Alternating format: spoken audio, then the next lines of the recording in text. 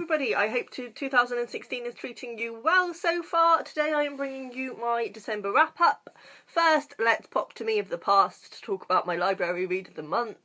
My library reads for the month, I say reads, I cheated and got two, one of which was a short story collection. Well, it's not really a short story collection, it's a posthumous collection of Kurt Vonnegut's work. It's called Armageddon in retrospect. It's got a speech in there from him and then a load of short stories that have been put together by his son. And it was good. I have to say it all got a bit repetitive.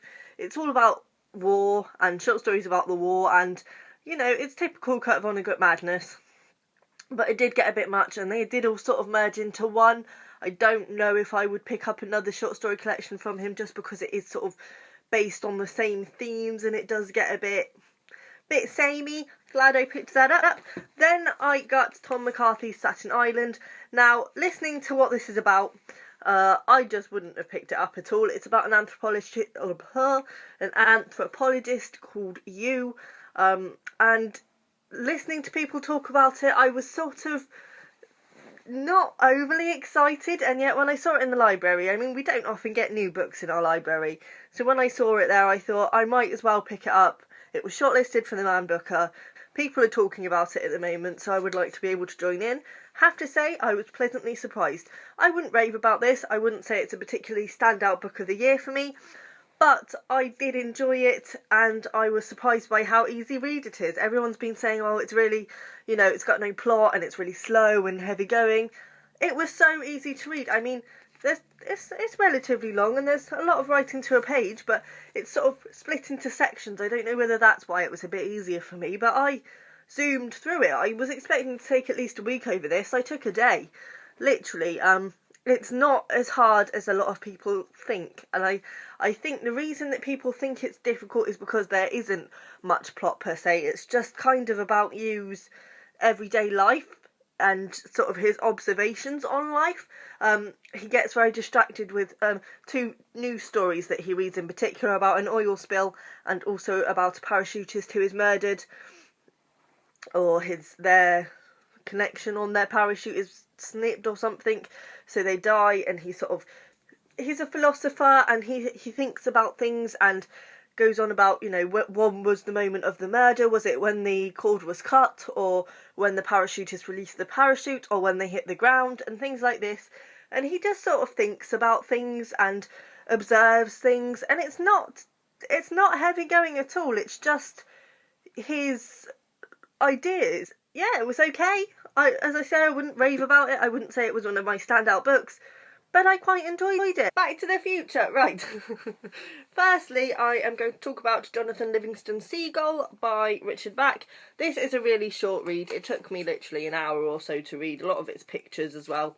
It's a really sweet story about a seagull who has ideas and ambitions of flying highest and flying the best, and the other seagulls don't understand, and they say, you know, flying is literally in order to get food, and glorifying in it is just sinful and wrong, and they sort of chuck him out of the flock, and it's about his revolution and his getting to be the best flyer and achieving his dreams. It's quite sweet and it's quite a good feel-good little book, and as I say, it didn't take long at all.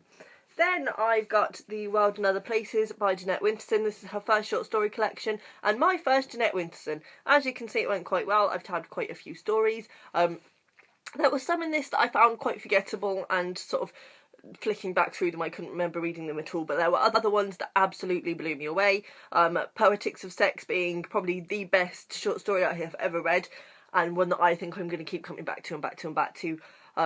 For a first short story collection, this is blooming amazing, and I am falling a bit in love with Jeanette Winterson. Probably not as much, because I'm comparing her, I came across her and Ali Smith at sort of the same time, and probably she's not as amazing for me as Ali Smith, but there's something very strong about her and something that I find quite inspiring about her. So yes, I think it's going to be the start of a wonderful, wonderful relationship. Then I read Kate Tempest's Hold Your Own. This is a poetry book, which is very, very different for me. I don't often get along with reading poetry books, but I read this straight and absolutely loved it. I came across Kate Tempest actually on YouTube. She's sort of a spoken word poet. I will link down below Brand New Ancients, a poem, a video of that, and it's absolutely breathtaking. And yeah, I wanted to get Brand New Ancients, but this was the only one they had, and I'm still very glad I got it because it's still amazing. I was a bit sceptical about whether in the written form it would be as good as it is in spoken form. It doesn't quite pack the punch, but it's still blimmin' amazing, and I still really enjoyed it. I could actually read one. It's called Fuck the Poem, and I've lost it. There it is. I haven't written in ages because I'd rather stare at you than stare at pages. But what would be great is making a poem that could be half as courageous as you when you're naked. I try for a minute. Your love is my metal, your kiss is my rivets. You are like the ocean beneath the slick of a spillage. Fuck the poem. There's a bed here and you want me in it. I mean, it's lovely. It's lovely. A lot of her poems, not all of them, it's sort of a mix of autobiography and also she mixes in myth with them. She works very much with myth in the modern world and how, you know, we're still living in myth just in different forms. And it's I would really recommend her. Even if you're not into poetry, I think you should read her because she's amazing. Then I read Anna Karenina. This is a lovely cloth-bound folio edition that I found in a charity shop. I have to say the length of this kind of ruined it for me, and I mean the pages are Bible thin, so it's a very big book. And it took me about 2 weeks to read, which, as you may know if you've been watching my channel for a while, I get quite bored with books that take me ages. I like to whiz through books, so I still keep up the memento of loving it.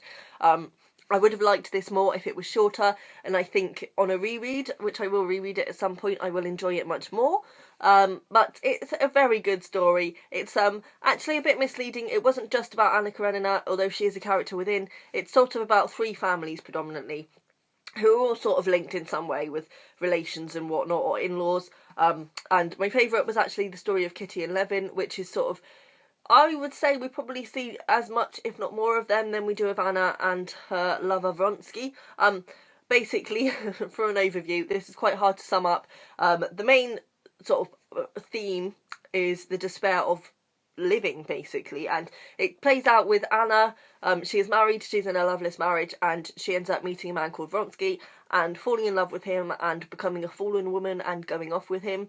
On the side of that, we've got Kitty and Levin, and it's sort of a sweet little love story. Levin loves Kitty. There's a few trials and tribulations, but eventually, you know, we see their life together. That's quite sweet. And we've also got Anna's brother Steve and his wife Dolly, who is Kitty's sister. And we also see bits of their lives, and it's just about the lives of these people and ultimately about how life falls apart, but also how life comes together. And it's just really, really very sweet and definitely worth a read. Then I read Northern Lights by Philip Pullman. I won't talk about this too much because I've spoken about it in 2 videos recently and I feel a bit like sick of it now. I will link down below my separate review of this. I loved it a lot and can't wait to get to the next one. Then I read Oranges Are Not the Only Fruit by Jeanette Winterson. I have to say I went into this sceptically because I have wanted to read it for a while, like really passionately, but I've heard a few mixed things about it, so I went into it expecting to be disappointed, and I was. But it was still good. It's Jeanette Winterson's first novel, and she was very young when she wrote it, and I think that needs to be bear in mind. And you can tell that it's a first novel. The thing that I think is the problem with this is that it's a very, I mean, it's hard to say, but in my opinion, it's a memoir. And Jeanette Winterson very much tries to play it as it's fiction. And I think it doesn't stand up as a fiction book because there's no storyline to speak of, and it kind of is lacking as a fiction book, but as a memoir, it's very good. So I think she should probably just own it as a memoir, in my opinion. But it's good enough. It's kind of about, for me, it was about how it feels to be different growing up and how you can sort of learn to stand up and be different proudly. It basically follows a character called Jeanette, and she lives with a very religious parents who want her to be a missionary, and she ends up falling in love with women and doing things that just embarrass her parents and they don't like her very much. And it's about how she does these things and just thinks, do you know what, I'm going to do them anyway. I don't care if you like it or not. And it's quite a sweet little story. There's some really good poignant quotes in there, so I did enjoy it. Then I read Don't Try This at Home by Angela Reedman. This is a short story collection that I have seen around quite a lot and nearly picked up, but then not picked up. And actually, funny story with how I actually got this. I was reading Miss Lexia, which is like a literary journal and one of the stories really blew me away, so I actually ripped it out and kept it. And in the little author bio, it explained that this lady had a short story collection out, so I thought it was just going to be some obscure book. Searched for it, and it was this one. So I picked it up straight away. I did enjoy it. Again, there were some stories that didn't blow me away as much as others. There's some quite strange and bizarre stories in here, but they're unique and I liked them. I especially liked the first one, which is the title story, Don't Try This at Home, which is about a woman who cuts her boyfriend in half and keeps cutting him, so she's got loads of different versions of him, and it was, yeah, clever and I liked it. Then I read This Is Brittle Star. It's a literary journal which I actually picked up on the recommendation of Katie at Books and Things, and I will link her down below. Excellent channel, definitely check her out. I've been looking into getting into more literary journals, and so was glad to pick this one up, and I have to say I really enjoyed it. The only thing I would say is that for me, there was a lot more poetry than there were short stories, and I do like a short story more than I like a poem, but I still enjoyed it a lot, and actually it was nice to get sort of a more eclectic view of sort of up-and-coming writers. There was actually a story at the end that I would never have picked up and even considered skipping, by Nick Norton. It was called Walker's Fortune, and it was just so unique and well written, and I never would have come across it otherwise, so I'm definitely glad to have discovered these guys. And lastly, I have stolen my mother's Kindle. I'm not going to say I got a Kindle, because I didn't. I stole my mum's because she doesn't use hers. And actually read Christmas Carol by Charles Dickens on it. I read this after Christmas. I have to say I've read this in the week after. And that might have ruined it a bit for me. It probably would have been better to read it before Christmas.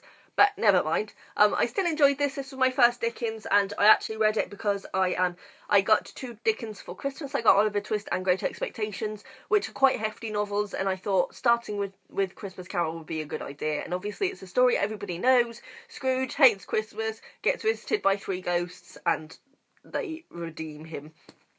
It was quite fun, and, you know, I know the story so well, it was kind of nothing new for me. The only thing I found was that Scrooge, he sort of became redeemed quite quickly, considering how set in his ways he was. It didn't take much. But then I suppose, in reality, if a ghost visits you, you're going to be like, okay, I'll be better.